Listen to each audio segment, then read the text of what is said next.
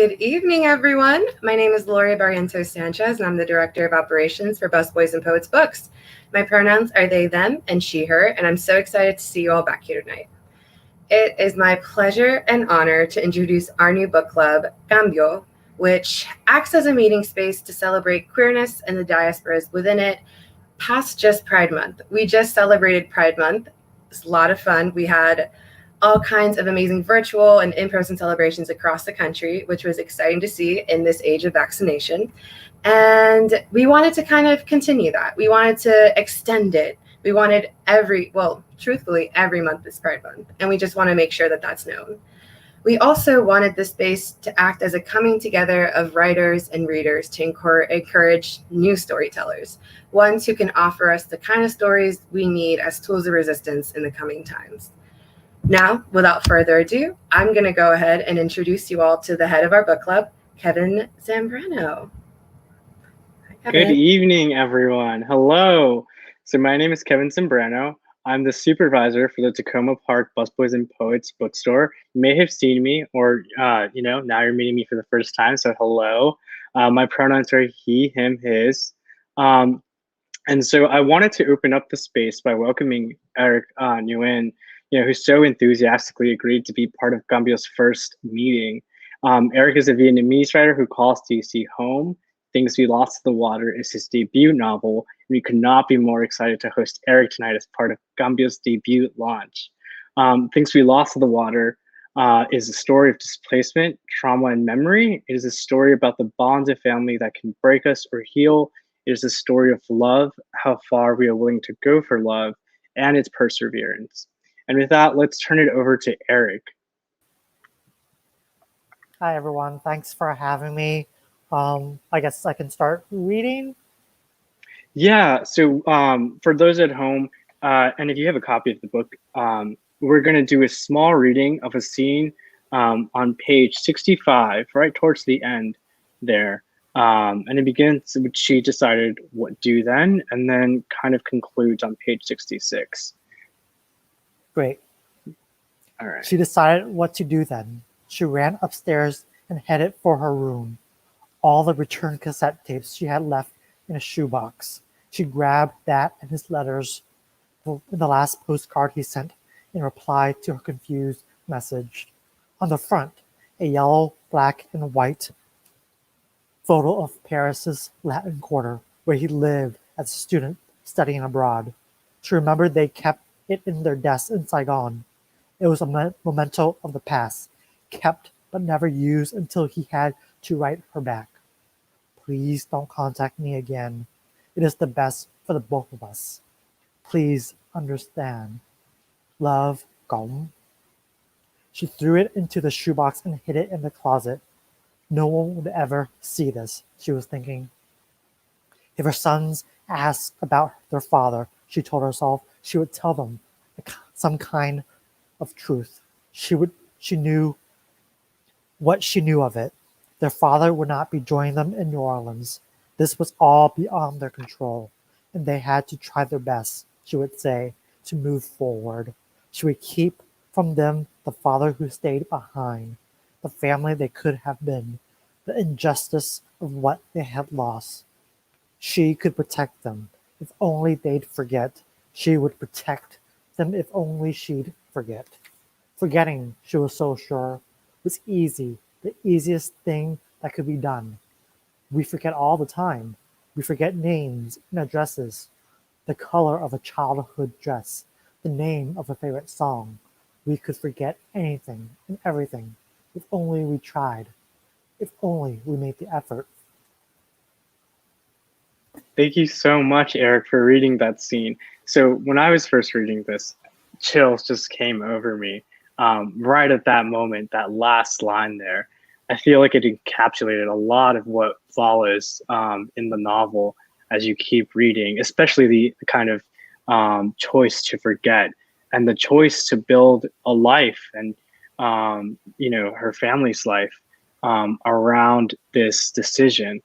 And so I just wanted to ask you a few questions and kind of frame this around it like an anatomy of the scene. What does it mean that this happens here at this point in time in the novel? And so I just had a couple questions around like, where did this come in the process of writing this novel? When you were writing this, did this appear as something that you knew had to be included in the scene? Yeah, I think just going through like the refugee experience of my characters, I feel like there was a point early in the novel where there must be a decision to either continue looking back on their past or to move forward. And I felt, on the one hand, especially as a writer trying to push this narrative forward, like it was important for the character, at least like the mother, to make that decision, that distinct decision to leave the past behind, to forget it.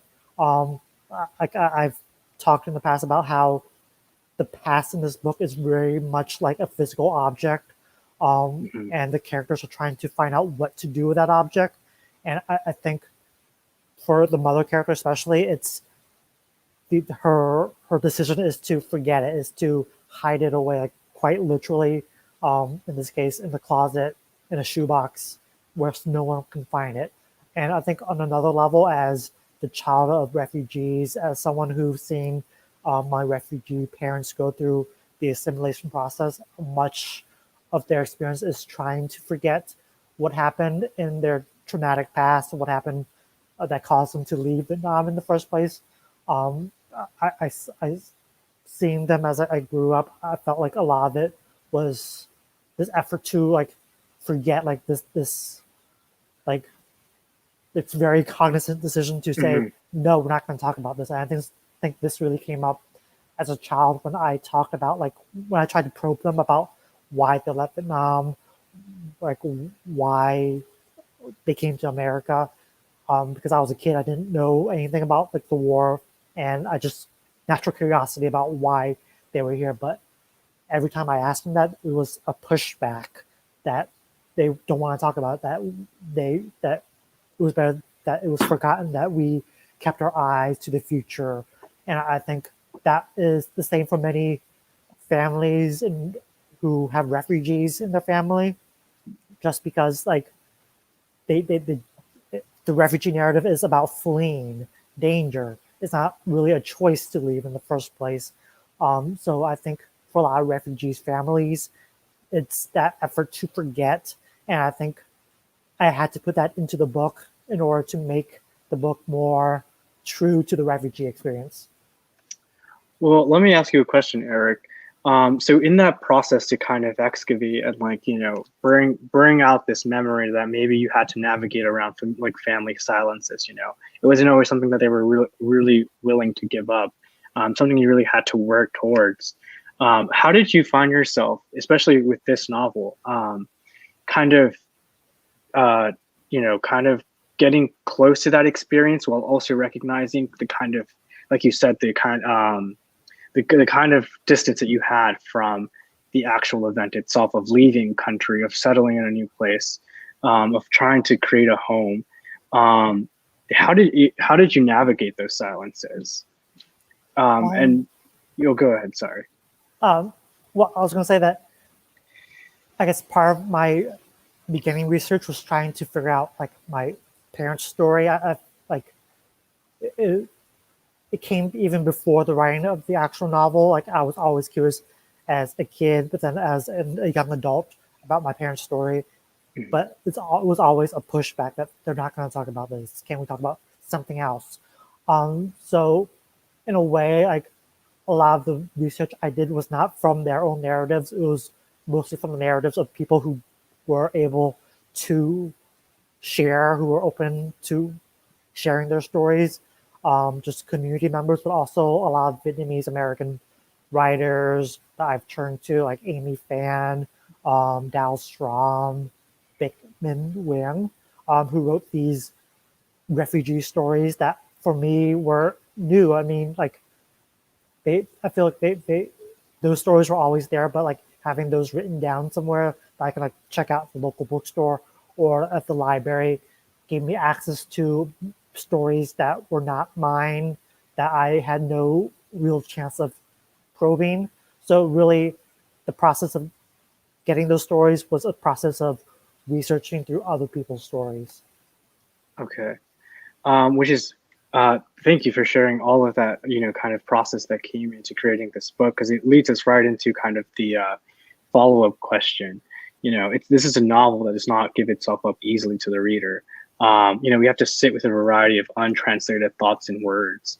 I know I sat with my copy of the book, and I was also kind of typing into Google, just like what does this mean? Like, what do these phrases mean? And I found myself just being really captivated by the definitions. And so I just wanted to kind of ask this question, what does this kind of literature that asks readers to inquire beyond the page mean, both for readers and writers who decide to engage in this task together? Because I feel like, and this is just a kind of personal anecdote, but I searched up the mother's name, and I think a couple definitions came out, but there was one in particular that stood out, and it was direction as a possible interpretation of the name. And I was just struck by that, because the mother is this kind of figure that deals with her own sense of direction, but does provide a kind of way for her sons to think about home. Yeah, so I think. Go ahead. Sorry. Yeah, so I think the inclusion of the Vietnamese language, the Vietnamese words came really natural to me, just growing up in a bilingual household. I mean, that was just part of the fabric of everyday life. We spoke English and Vietnamese kind of together, and I really wanted to capture that on the page as well, just because it's more natural for this family to speak that way, and more realistic to the experience of, I guess, a bilingual household, a Vietnamese American household. But I understand, for non-Vietnamese readers, it takes extra work to get through those words, but then also reveal different layers that are, I guess, non-translatable in it's something that you can't really translate. Like Vietnamese, there's some words that are not one-to-one translations to what is actually the nonce in the actual Vietnamese language. So there's that work that gets into it, but I feel it gives the work layers that if the reader search enough or read into enough, I feel there's a type of joy, or at least more depth to what's happening. One thing that can't be translated in the book is this idea of water, nước. So water in Vietnamese, water in English is just water, it's there.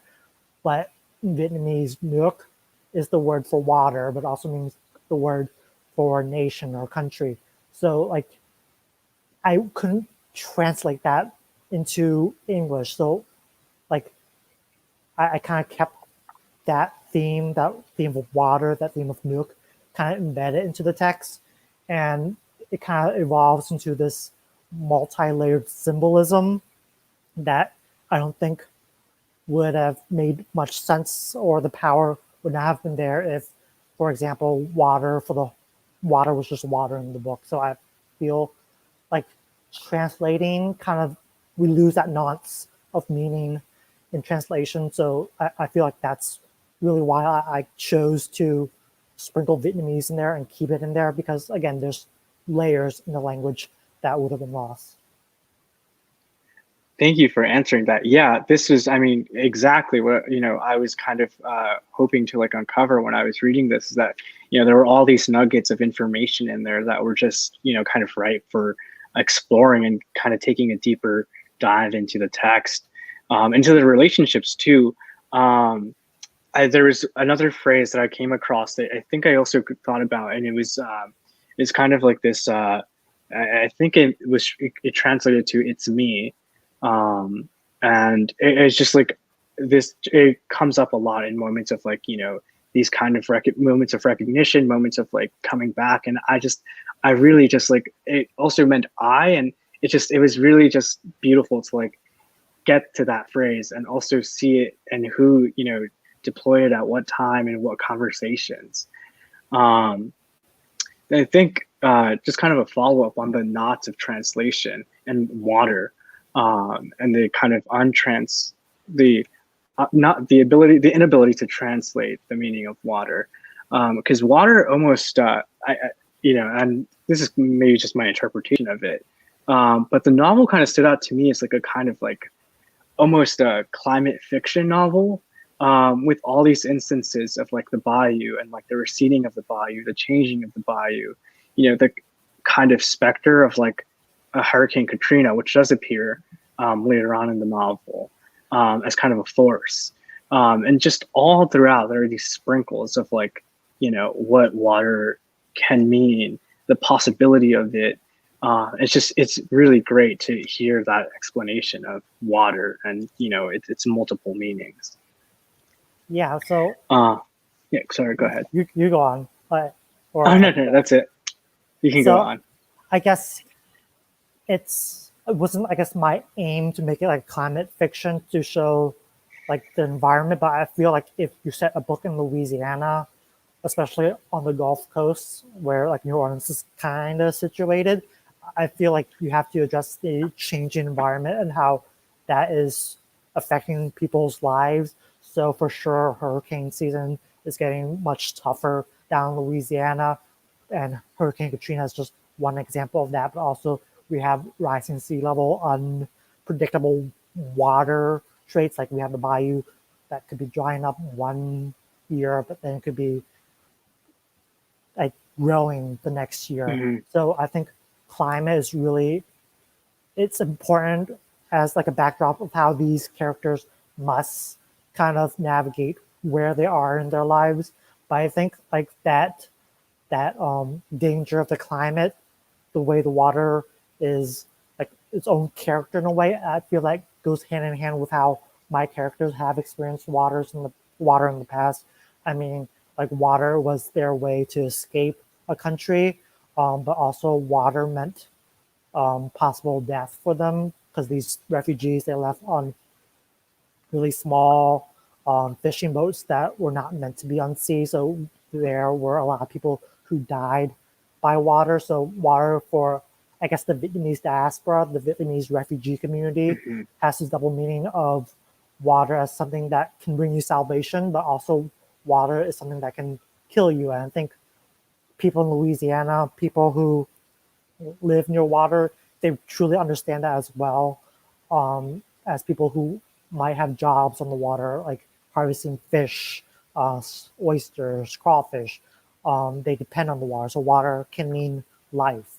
But then you have hurricanes, you have rising sea levels, you have possibly droughts. So water can mean death as well. So I think it's very natural for a Vietnamese American story to take place in Louisiana, which is experiencing all these weather events, and that are communities that are dependent on the water.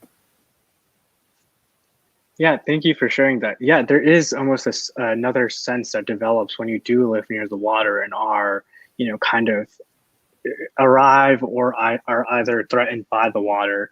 And that certainly comes up in the novel. I did want to head to a question that kind of will tie into this in a little later.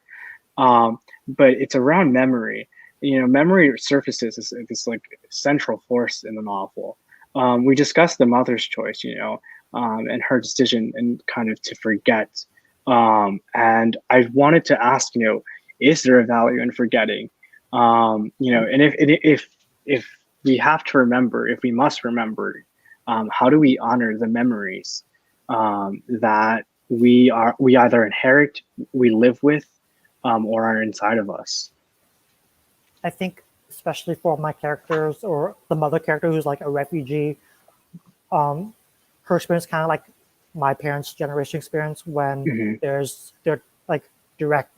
they have direct experience with trauma. I feel like the way that your body, your brain kind of survives that is just forgetting. Like, I think that's for any kind of trauma really, is like you try to forget, because if you don't forget, you can't survive. You can't really move forward. You kind of circle around that traumatic event until it kind of engulfs you and kind of destroys you in a way, either physically or mentally. So I think for a lot of refugees, Vietnamese refugees, like my parents, like there's like this effort, this need to forget, but then you also have people in my generation who are not really part of that trauma. They didn't really experience that trauma, and they want to dig up that trauma to see what it's all about, to see if it kind of have anything to do with their identity. Because like the novel itself, the process of writing this novel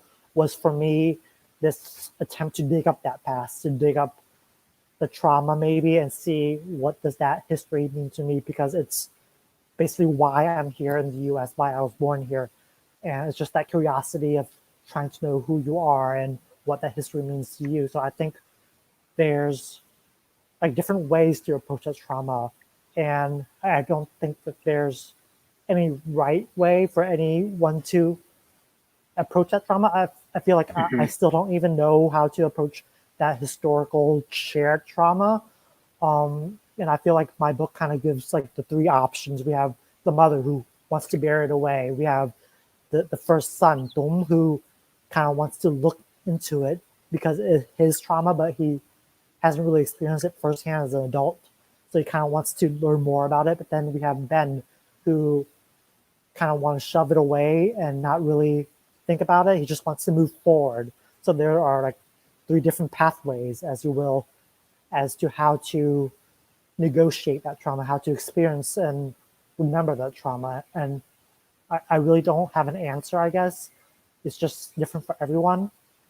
But I feel like it's important to realize that there's no one way to heal from trauma. I think that would be maybe too hopeful, too simplistic, just because we're so different people. We have different identities. In my own book, there's identities of being a refugee woman versus the identity of being a straight male refugee versus the identity of being a queer American. So it really depends on who you are and how you deal with that trauma. Yeah. Thank you so much. I mean, in your response, you actually beat me to my third question, which is about displacement and, how it's a traumatic experience. And for each of the three characters, they all kind of do something differently in their life, and that ultimately affects their trajectory. So we'll just, that was like perfect. I mean, really, just like the way you talked about trauma, and that there is kind of, everyone heals and processes that kind of differently. So it kind of just, it's a process that's different for everyone.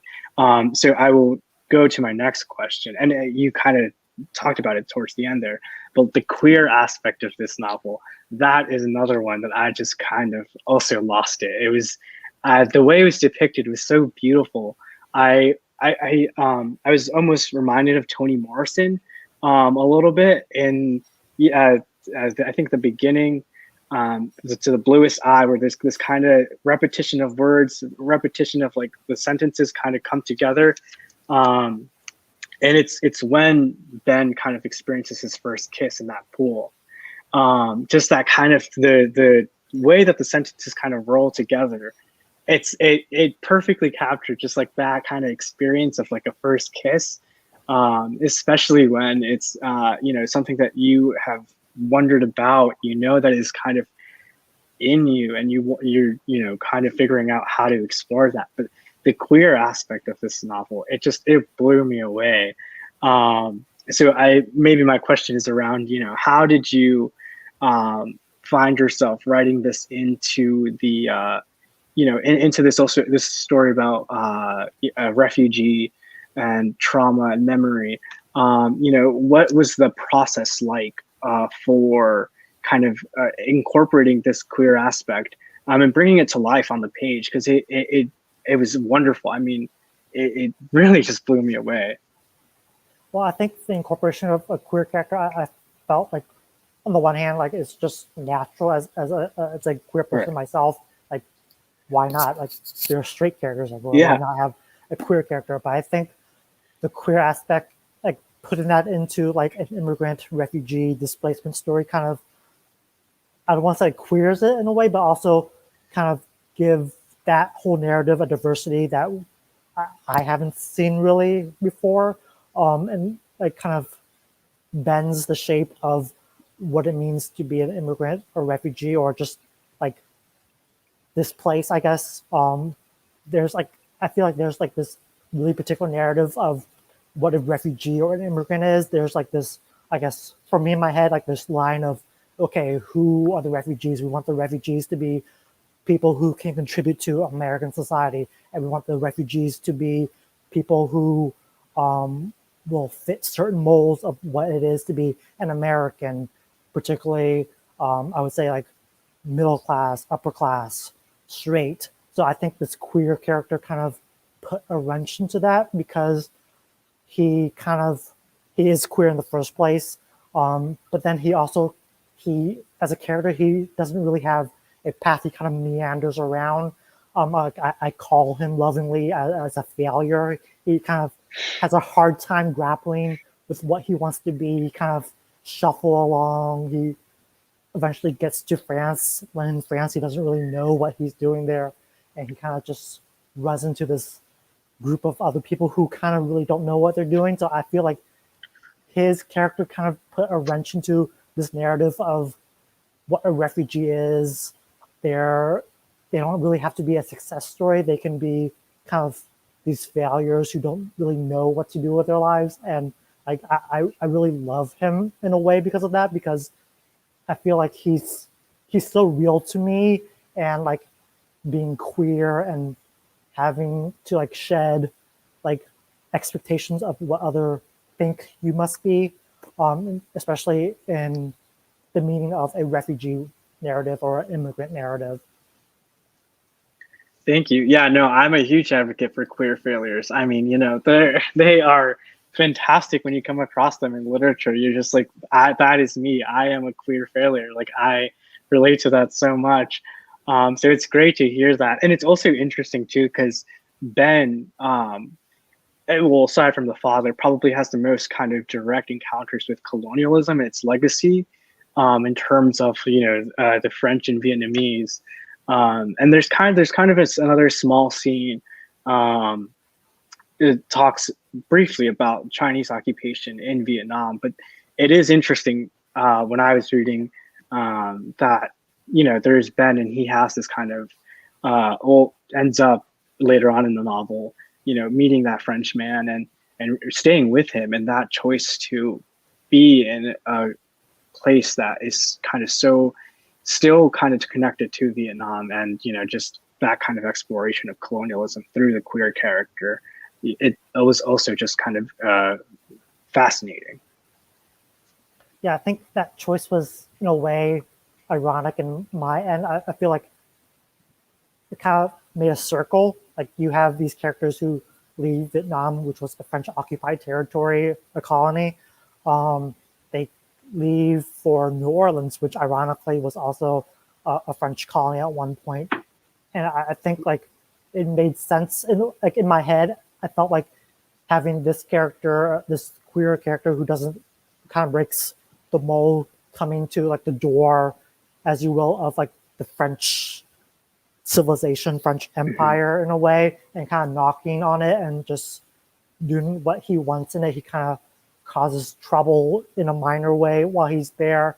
And I feel like it's a way to show that like people who were colonized, people who come from that diaspora, kind of have the power to, like that movement power to kind of show up at the door of a former colonizer and say, hey, I'm here, I'm going to do whatever, you can't stop me.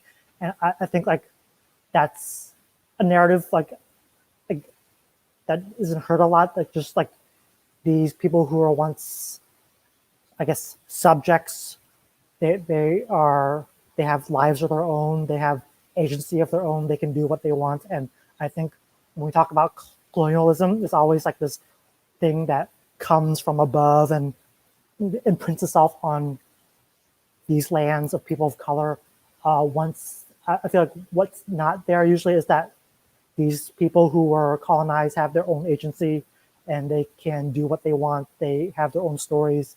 And I felt it was important for my character to at least kind of connect to that resistance in a way, just to kind of queer that narrative in a way. Thank you so much.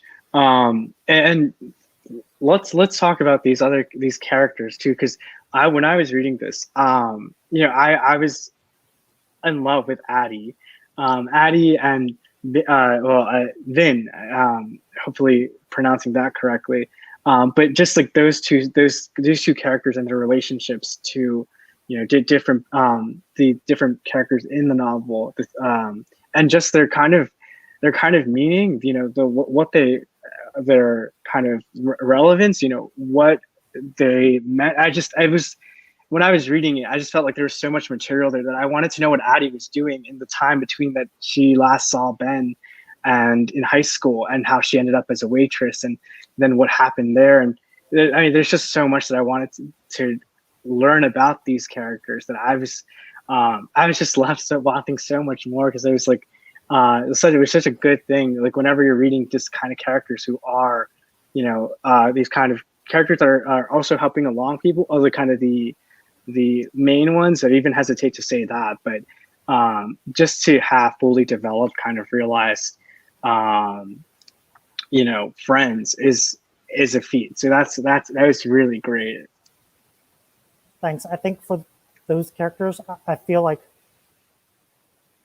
for me, like my intention was trying to make it kind of like real life. Like you have friends in your life that kind of come in and then they leave, then you see them years again somewhere else. So I think that in a way was the realism I was looking for, was just people move around, people change, and you witness that really throughout your life Mm-hmm. of like your friends coming in and going out. But I think like part of why I feel like they become so like three-dimensional, even though they're like supporting characters, is that like in a way, like I kind of envisioned them like fully fleshed already, like through the writing actually of this like multiple drafts, like they did like had like more of a role to play. So like eventually those did get deleted, but I felt like writing those passages where they were more fleshed out really helped me write them in the final draft as really more 3D characters in a way. Yeah, and it shows. They're just wonderful. Like each of their interactions, I was just so involved, and just so even that kind of marble scene when early on when Ben first meets Addie, I just thought like that's exactly, like whenever you're in a schoolyard and you're first trying to make the friends that you don't know who you're going to talk to, but you find someone and you're like, all right, we're going to be friends, and it's just kind of based on this, like, we're kind of the like outcasts and, kind of different. So let's just get together and, see what kind of friendship forms. It was just that moment, especially, it warmed my heart. So I was like, yeah, that will happen. So really great. All right. So another kind of question that I had around this kind of novel, I was really interesting to see these kind of the choice of naming. I feel like that was another thing that kind of it didn't catch me off guard.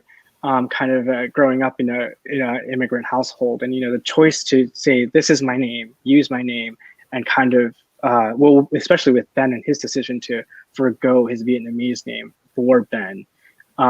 It's just kind of that whole aspect of naming, because it follows, I think, each kind of character throughout in either how they are called, or where they decide to call home, especially for the mother, because there's a very beautiful instance where she's walking and eating ice cream, and she kind of realizes, oh, I live and I am from like New Orleans. I am choosing to call this place home. And so I just wanted to kind of talk about naming a little bit, and its importance here. Yeah, I think for Ben especially, he's the only character who like changes the name and makes the decision to be called another name. I think that was really part of his journey as trying to find his identity as a queer person, as like someone who's rooted in Americanness. He sees, like I said, he sees himself, I guess, more as an American person, unlike his brother who's kind of has like one foot in Vietnam and one foot in the U.S. I think for him, for Ben, it was really important to choose a name just because like he in a way he wants to fit in, but also there's like he's a queer person. I feel like queerness is always about claiming who you are, claiming what your name is. So I felt like it was very natural for him to like cling on to a name of his choosing. And I think we can compare it to Tom, his brother, who is kind of made fun of his whole school life with his name. They call him Juan when he's a kid, but he also makes that decision to not have an American name, to cling on to his name, which is also a decision. It's not like I think to stay with a name that you were born with and to go with another name, those are two different decisions, but decisions nonetheless. And I think those two characters choosing to either staying with their Vietnamese name, clinging onto that identity, is just as show as much agency as someone who is saying, "Hey, I'm gonna not go by my old Vietnamese name. I'm gonna go by a more American name." I think it's really just shows like the different paths these characters can take and what their heritage and what their place in society really is. I think eventually, like Dom does find a place, a home in New Orleans. Hope I'm not giving too much away that he becomes like a tour guide of New Orleans. But then he also has his Vietnamese name. I think that was a decision, I guess, on his part to kind of blend those two cultures together of his Vietnamese-ness, but also his New Orleans, his Americanness, and keeping that name, but also being like an expert of New Orleans in a way, compared to his brother who picks a more American name, but then moves to France, where his American name is mispronounced into like Bean. So I think it's a lot of decision making and trying to find out where you belong, where you fit in. And I think that decision of making a name for yourself is really rooted in trying to find who you are, where you can really plant your roots in a way, but also where you fit into your history. In this case, where you fit into the history of the Vietnamese diaspora. Thank you, Eric. I do see a question from the audience, so I did want to ask you one of those questions. Jem is asking, without giving anything away, how did you know when the story was done? I think I've always knew where I wanted to end the story. I mean, like when I started writing the first chapters, like I knew where I wanted like the last scene to be. Like I had in my head, like I envisioned like the last scene, what it was. So I guess it was mainly just writing towards that scene to make sure all the steps I took through the chapters will lead to that scene to make it inevitable that the book must end here. So it was just working towards that. But I think also through working through drafts, the way I work is basically the first couple drafts, you kind of just push everything into it. And then it becomes a method of just trying to whittle it down to what is absolutely necessary for you to tell that story and for you to get to that ending. In my case, that image of the ending. I'm not going to give it away, but just that that one image was basically what I was writing to and what I was carving the story to go towards. Thank you for answering that question, Eric. I do have another question from the audience.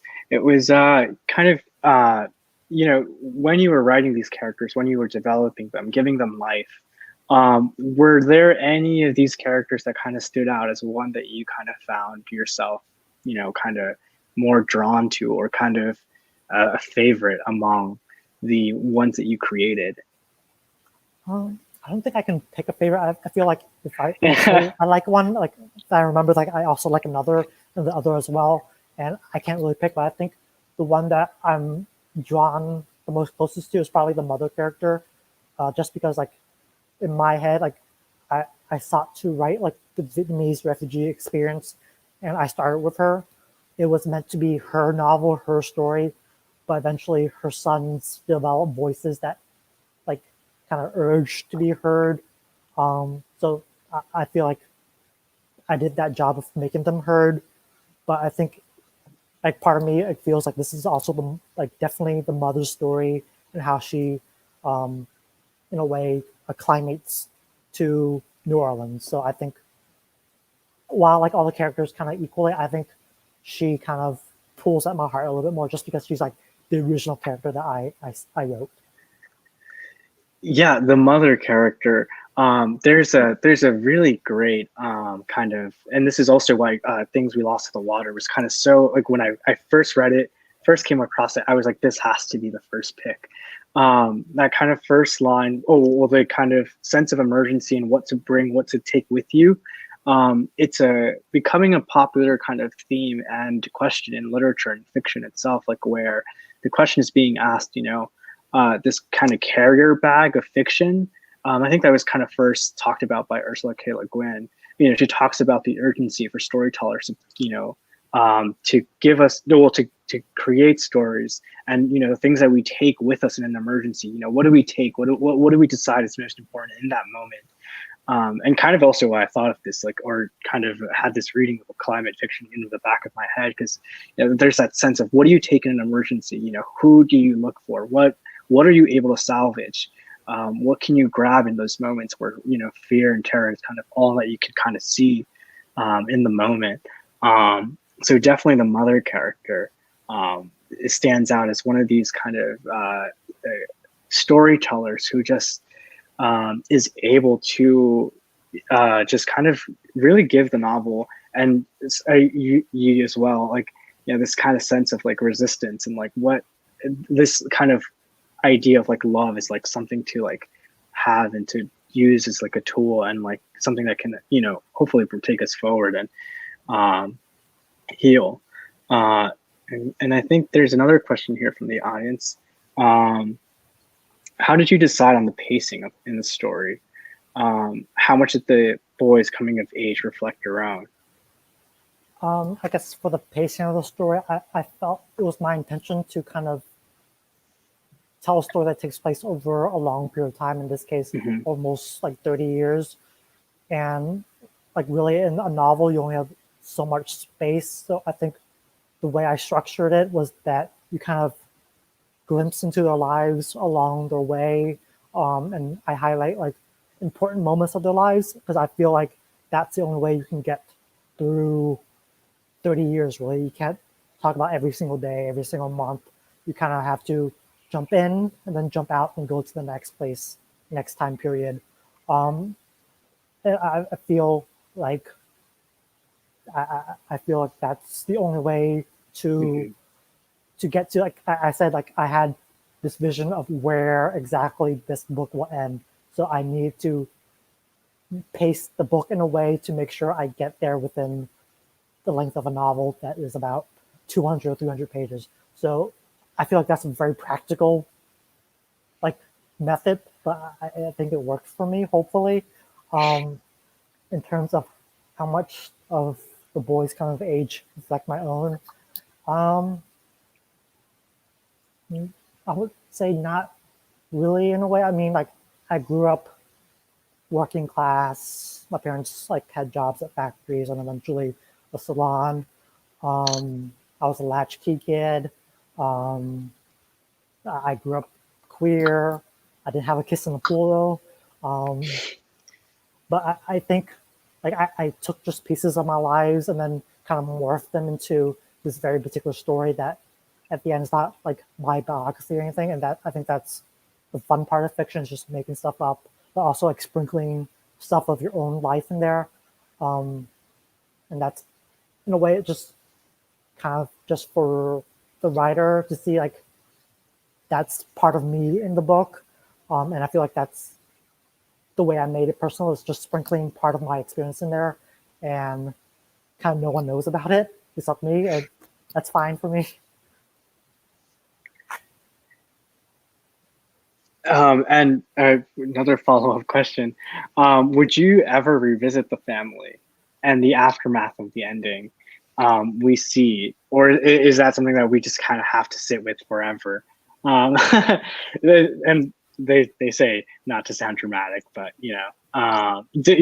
So that is the question I am asking. Yeah, I think in my head, at least, I have no more plans for these characters. I feel like for me, like the characters, like they do live on after like the book. Like I can imagine them walking New Orleans like today. It might be rainy today. They're figuring out what to do in the rain. But like for me, like this book was a personal project. Like I wrote it for like for a particular reason, in this case, to find out more about the Vietnamese refugee experience, answer the question of why someone would leave a country and what struggles they would have when they go to a new country that they know nothing about. And I think for me, at least, I found closure in that. And I'm happy with wrapping it up and moving on to whatever questions I have next. So like no sequel.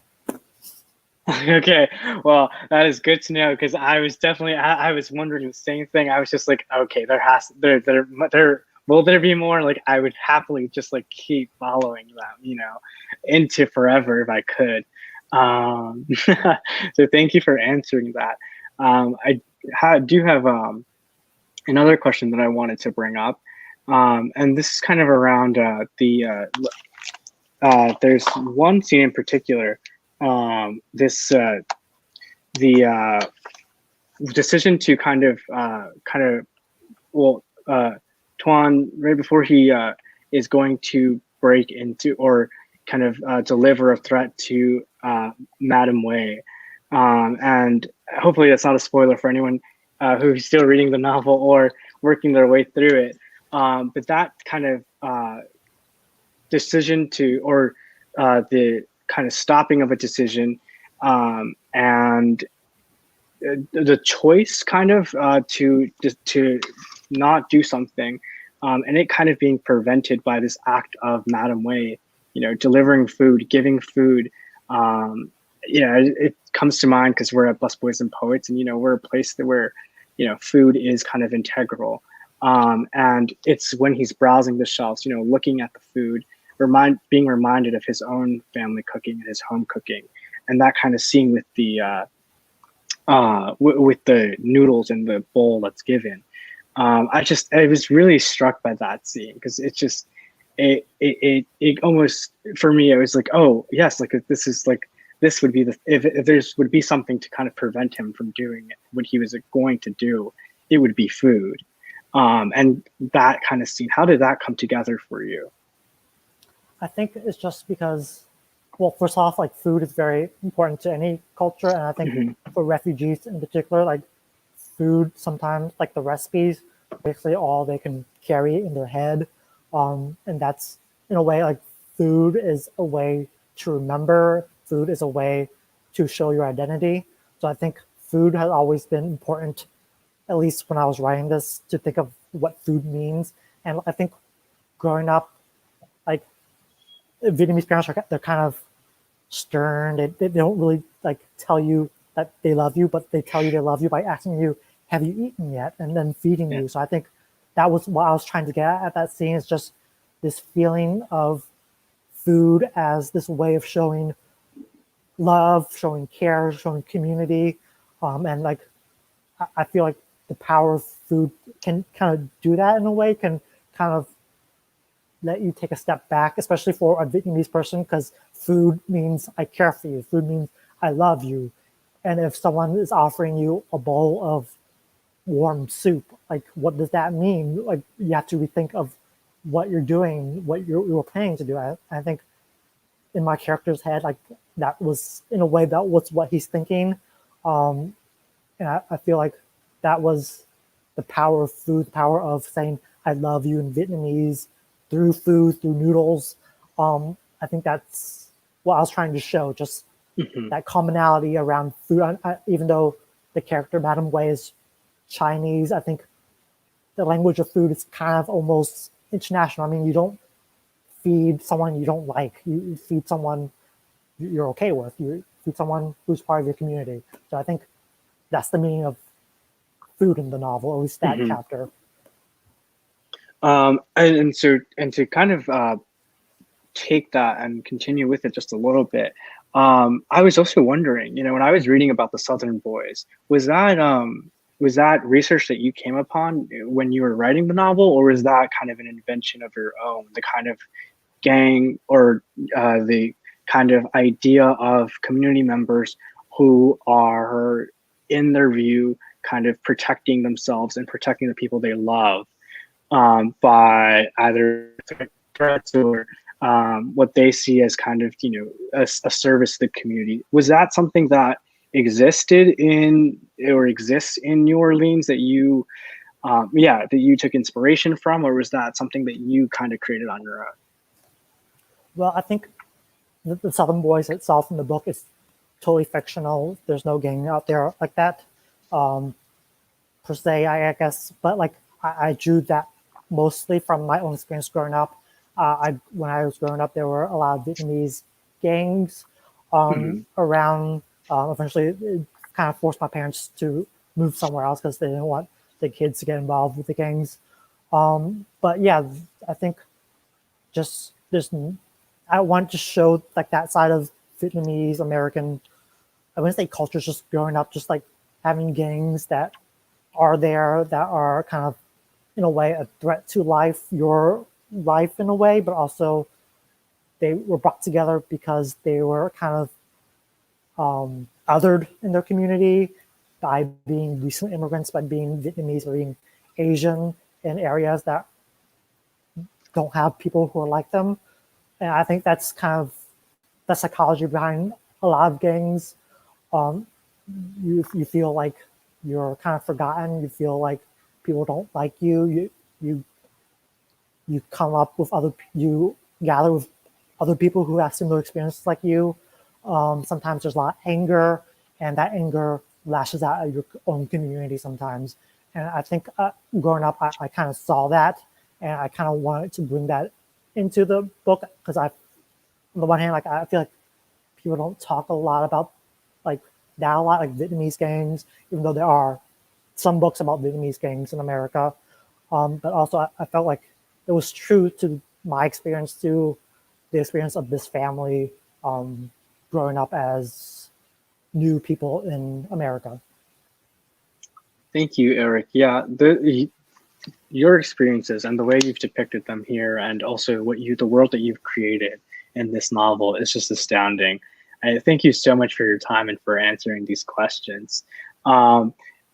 It feels like there's no more other questions from the audience to answer at the moment. So I did want to begin the process of wrapping up.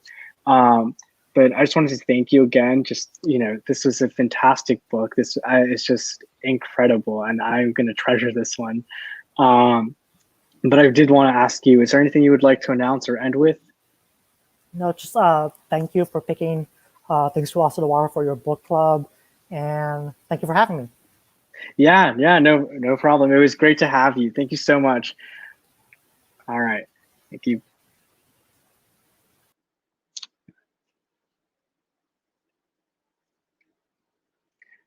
Okay.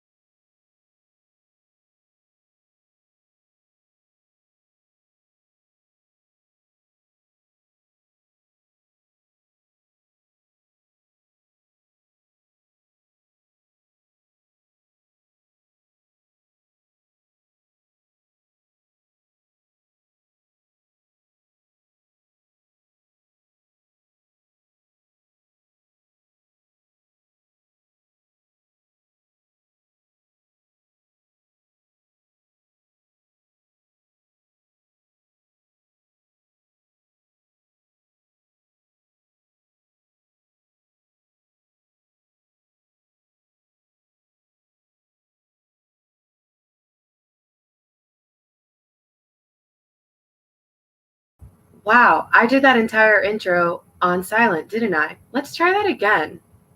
Okay. Wow, I bet I looked great. So, once again, everyone, thank you all so much for joining us I hope, like me, you had fun tonight hearing more about Eric's writing process and insights into things we lost in the water. You have until 11:59 p.m. tonight to purchase a signed copy, easy peasy, from our Eventbrite page. You can always just Google Busboys and Poets Books, Eventbrite, and we should pop right up to either pick up from Takoma, 235 Carroll Street Northwest, or shipping anywhere in the U.S. Please email bookevents@busboysandpoets.com to stay in touch with CAMBIO and to learn more about future book clubs by Busboys and Poets Books. We hope you all stay safe and well, and most importantly, happy Pride.